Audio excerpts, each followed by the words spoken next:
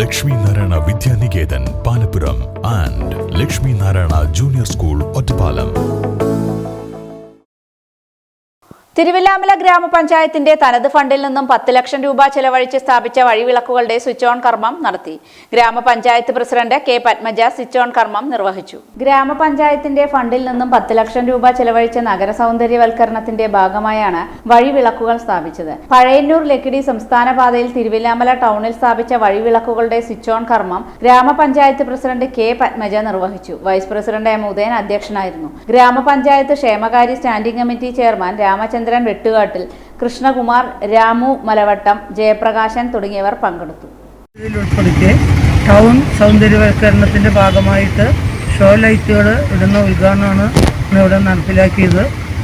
ആകെ 21 ലൈറ്റുകൾ ഈ വർഷവും അതുപോലെ തന്നെ അടുത്ത വർഷത്തിലും നമ്മൾ അമ്പലം പരിസരം ബാക്കി സ്ഥലങ്ങളിൽ ലൈറ്റ് ഇടാൻ വേണ്ടി തീരുമാനിച്ചിട്ടുണ്ട്.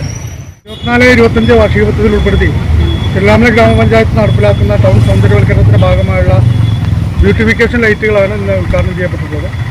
ആദ്യഘട്ടത്തിൽ ഏതാണ്ട് 21 ലൈറ്റുകളാണ് ടൗണിൽ പരിസരത്ത് മാത്രമായിട്ട് ഇട്ടിട്ടുള്ളത്. രണ്ടാം ഘട്ടമായിട്ട് ഏതാണ്ട് 48 ലൈറ്റുകൾ കൂടി ഇത്തരത്തിലുള്ള ലൈറ്റുകൾ വരാൻ പോവുകയാണ്. അത് മിക്കവാറും നമുക്ക് ഈ മാസം അവസാനത്തോടുകൂടി തന്നെ ഉദ്ഘാടനം ചെയ്യാൻ സാധിക്കും എന്ന പ്രതീക്ഷയിലാണ്. അത് അമ്പലം വരെ, വിലോദ്രനാഥ ക്ഷേത്രം വരെയുള്ള ഭാഗത്തേക്ക് കൂടി ഈ ലൈറ്റ് വ്യാപിപ്പിക്കുകയാണ്.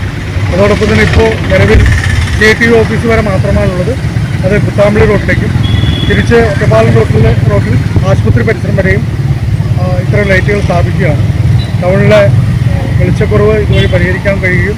അതോടൊപ്പം തന്നെ ഒരു സൗന്ദര്യവൽക്കരണവും ഇതിൻ്റെ ഭാഗമായി നടക്കും എന്നുള്ള വലിയ പ്രതീക്ഷയിലാണ് ഗ്രാമപഞ്ചായത്ത്.